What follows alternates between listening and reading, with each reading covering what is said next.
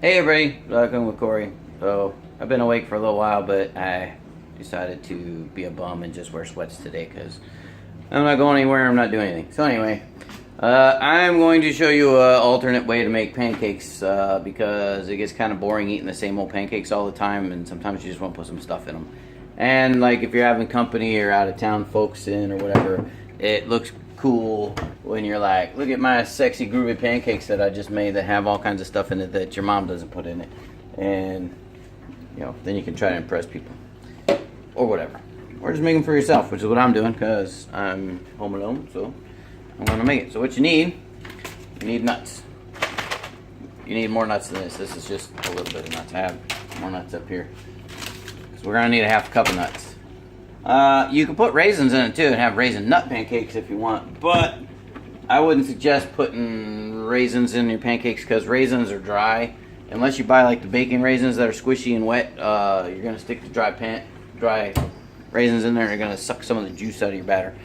You also need oranges. So let me see if I can get you guys to stand here for a minute and put you down. I know you're right next to the coffee pot and I'm making coffee, so yeah, we can see that all. Okay, cool. I need gonna need these guys. Gonna need this sugar here. Probably want this guy. I don't know if I need the other one, so alright.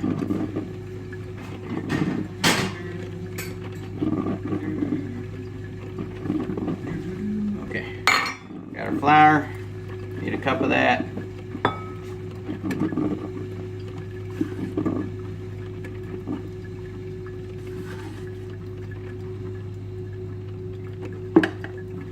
Again, pancakes is something good to make with kids, or if you got someone who doesn't really know how to cook real well, because it's kind of really hard to screw up pancake batter. I mean, you could go like crazy too far on one side or the other on wet and dry ingredients, but if you go too dry, you can always add a little bit of liquid, and if you go too wet, well, you're screwed, and you're going to have runny, gooey pancakes, and then you can just call it crepes.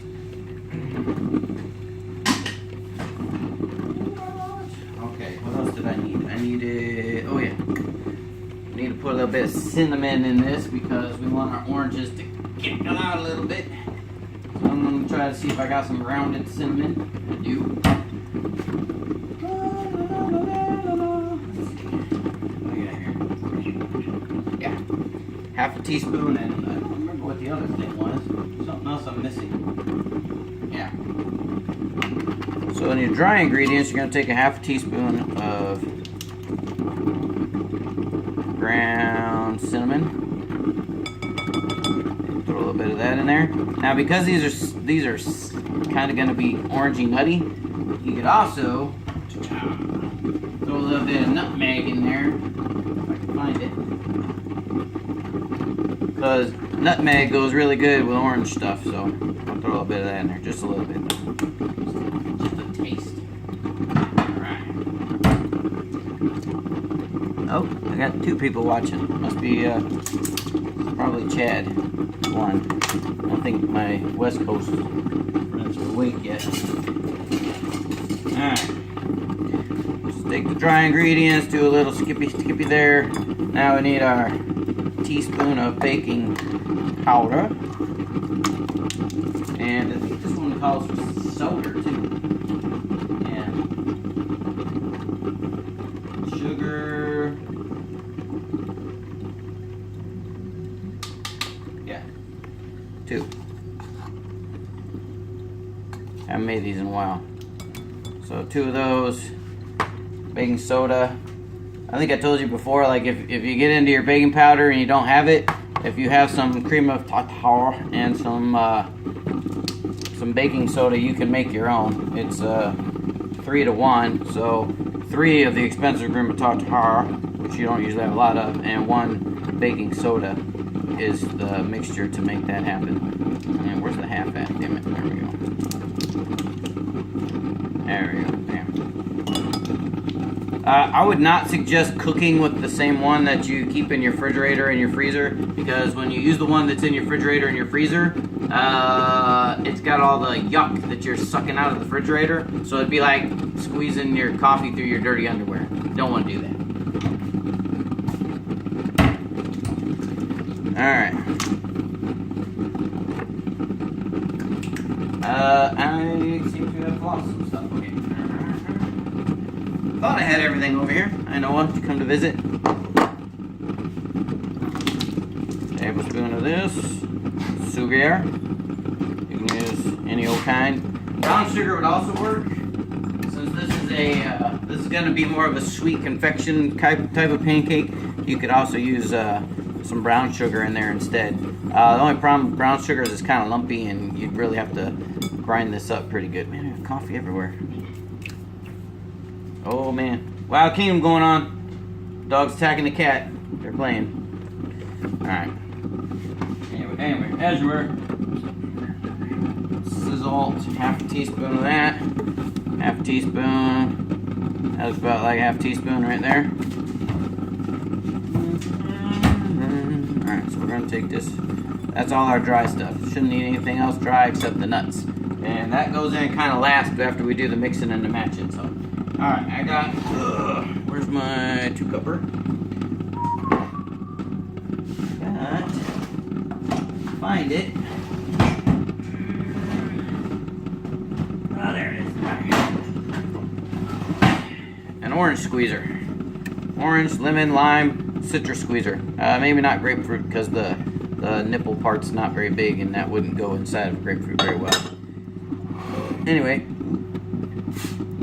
the joy of pets, dog hair and everything. Oh, alright.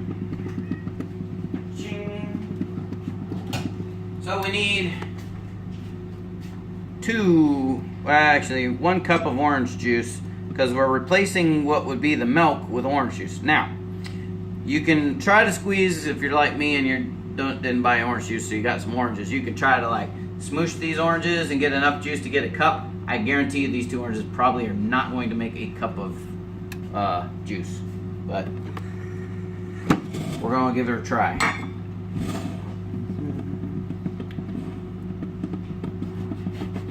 Alright.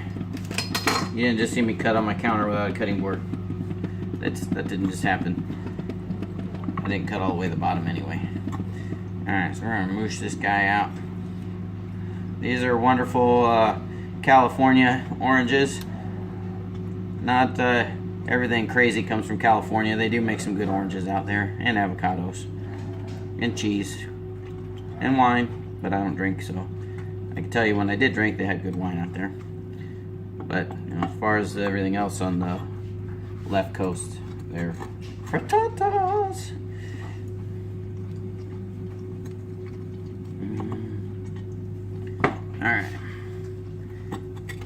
Alright, one of the drawbacks of having a tiny little squisher is when you got big old ginormous oranges, you really gotta work to get that last couple bits of juice out of the stuff on the rind side.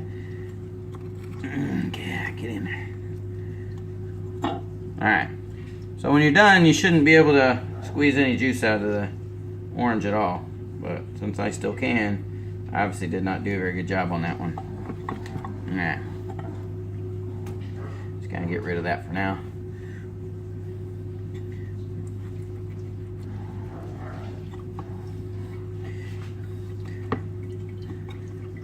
So remember, like, you know, this isn't your high school prom night. You can get a hold of these suckers and you can smush them pretty hard. So don't worry about misshaping them or anything like that, because they'll take some good squeezing. You can really get all the juice out of them suckers. You just keep rubbing it against the bumpy part, and the more you rub it against the bumpy part, the more juice comes out. So you just keep rubbing it on there, squeeze it tight. There you go. We milked that guy pretty good. Alright, I'm up to half a cup, so that's pretty good. What was that noise? What'd you do? Did you get bit? Did that cat get you? I never heard that noise before. Alright, hey, we might actually get a cup out of this. These are some juicy mess. These are some juicy oranges. Oh, good, the coffee's done. Dude, seriously?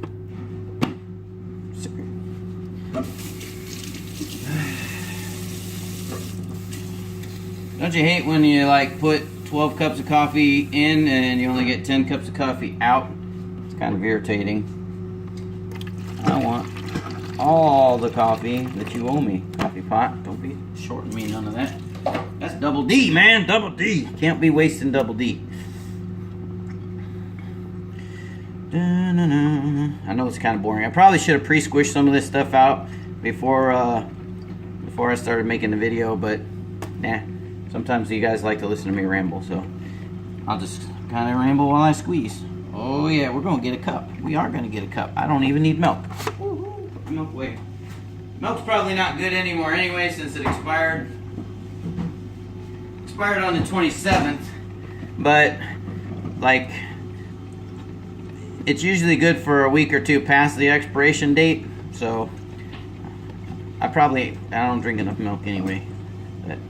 That milk's probably still okay. Oh, look at that. I got a cup. Bam. Put this baby over here. Alright, so we got our cup of OJ right there. So that's going to be our liquid replacing our milk. Normally it would be your milk that goes in there. Alright. I need a cup of... yep, and I need an egg and 2 tablespoons of oil. You can use butter. Normally I would prefer butter, but I don't have any good melted butter up right now, and so I'm just going to use oil. All it is it's giving your pancakes a little richness to them. So I mean, it's not like the end of the world if you use oil or butter. I prefer butter actually, but you know, we can do what we want to do because it's our stuff, right?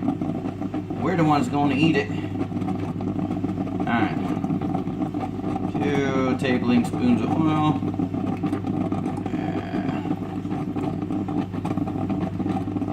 Don't you hate it how like the dribble comes down the side of the bottle, and like after you've had your oil for a while, you got this like you know, gas station bathroom toilet thing going on where there's all this yellow sticky crap around the top of your oil bottle, and you're like, I don't want to touch that. Just saying. All right, so we got our oil, we got a thing. We need to beat an egg. Beat an egg. Take this little guy. We'll beat him up. Put that guy in there. Ooh, getting a mess going on. It'd be cool if I had my own TV show and some crew to clean all this shit up after I fling it in the sink, because I have quite a mess going on in there now. But whatever. I'm just flinging it all in there for now. We'll take our whipper. We're gonna whip this egg up. Now what I like to do is with the egg, I take a little tiny snort of our liquid. So if you have like some almond extract or vanilla extract or pure vanilla or whatever, what you gotta do is you gotta make sure you're aware of what you're using. Because if it's extract and it's concentrated, then it's gonna be more potent than imitation, watered down crap vanilla. If you have like real vanilla, the stuff that you can like snort and get drunk off of, then you want to be a little bit sparing with that and not use them. Plus it's like expensive, so you don't want to go crazy with it. Anyway, I put that in with my egg. 1 very beaten egg. Guys are used to, you know, beating on things, so we're pretty good at beating eggs. Alright. Alright, we're going to pour this baby into the OJ. And don't worry if there's a little bit of pulp in your OJ, man, because you're going to be eating this anyway. So as long as you're not one of them no pulp people, like, you'll be okay. It's not going to be the end of the world that you didn't get what you wanted out of this thing. So that's all good there. It's real hot. Feels good to me. Sure, boss. Alright. Alright, so we take our liquid. We add our liquid to our solid. Oh man, I didn't realize. Well, you guys tell me when you were way over there. Can't even see what's going on in the bowl.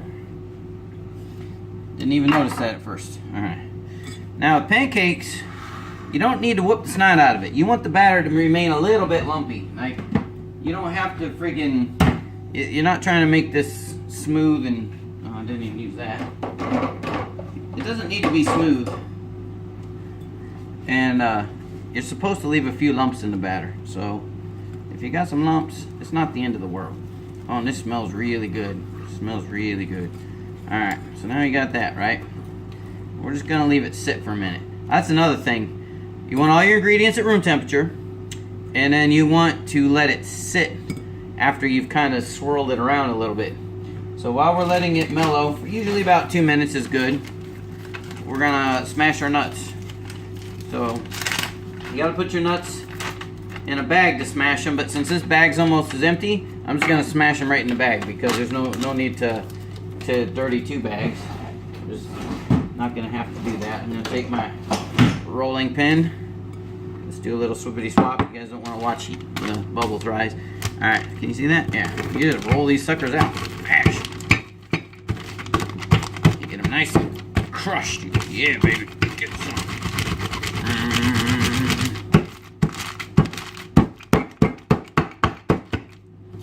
Look at that. Smash your nuts in a bag, you get a bunch of little pieces right there. You're looking for, you want a couple of tablespoons at least so you can tell that you put nuts in there. Oh man, the zipper on this bag's not working. Really? Oh, I can't get it open. Wow. Alright, I know if John's watching, he's probably making some comment about Marines right now. Shut up, John. God bless America. Alright, well, I don't know why it wouldn't open. The zipper was stuck. Alright, well that, you can see that didn't make very much. So that's only like a tablespoon at most. We're going to dump that in there though. You know what, I'm going to eat eggs with my pancakes. I'm going to leave these eggs out. So now, this is when you have to take your other bag, being careful not to jack the zipper up like I did on that last one, apparently, because I'm stupid.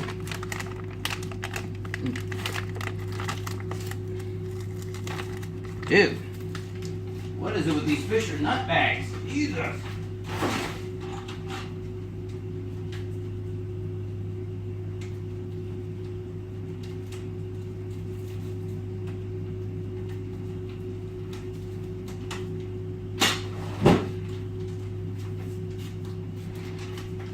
Damn, man, Fisher has a website. I'm talking to them about that. Like, damn, dude, you gotta make it bulletproof. You gotta make it bulletproof, dude. Alright. So here's what I'm saying about crushing your nuts in a bag. So you can take a handful of nuts, and you can just throw them right in the bag. Man, that thing's putting some heat off. You can put a couple nuts in your mouth too, because we like nuts in our mouth.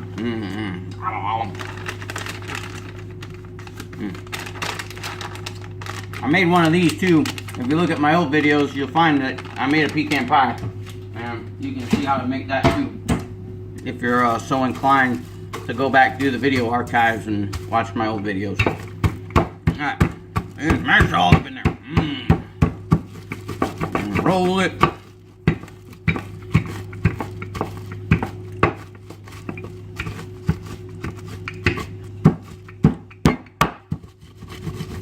Get them good and smushed out.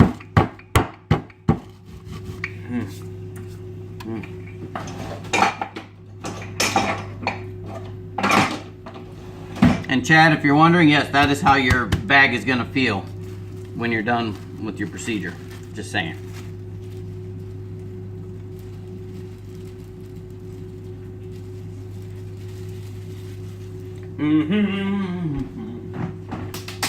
Alright.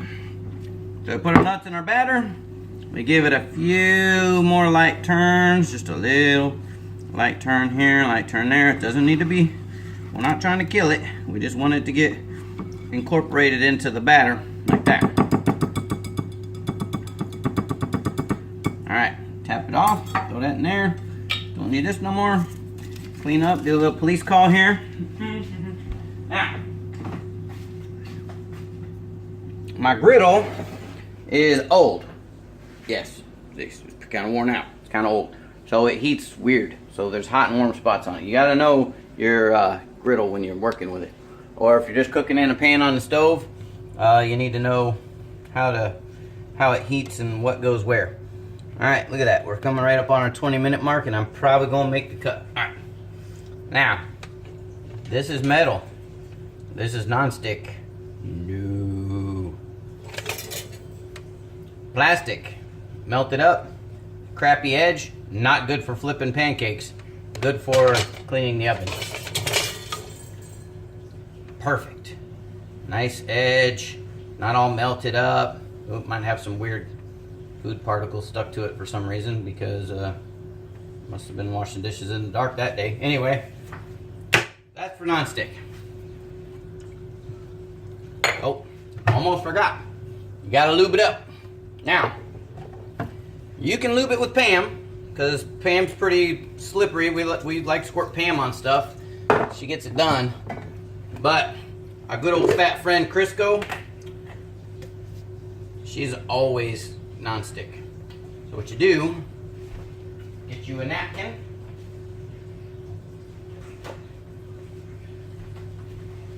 Dip your hands into old Crisco here a little bit. Get a little bit on your napkin. Not a lot, don't need a lot. Just a little bit like that. And you just kind of season your grill real quick with a little bit of Crisco. Now you can use the Pam. That's all fine and dandy. It's all good. You can do that. It's on you. It's your world. You're just living in it. But I prefer the Crisco because it's a little bit thicker. It cooks a little hotter than Pam does, and it won't make your pancakes look funky. Like sometimes Pam will make it bubble up and look strange. So anyway, take your scooper, and this is very thick batter. Here we go. Introduce your happy little nut pancakes to the griddle, which my griddle seems to have turned off. Why'd you turn off, man? Nobody told you to turn off. So you know your griddle's old when you need to take emery paper or sandpaper or whatever, and you got to clean the leads off before you start cooking because they have like corrosion and weird stuff going on. All right. It's concerning me that these didn't start frying when I started sticking them on the griddle because this griddle feels like it's extremely hot. But I'm not feeling a whole lot of heat coming off of it. All right.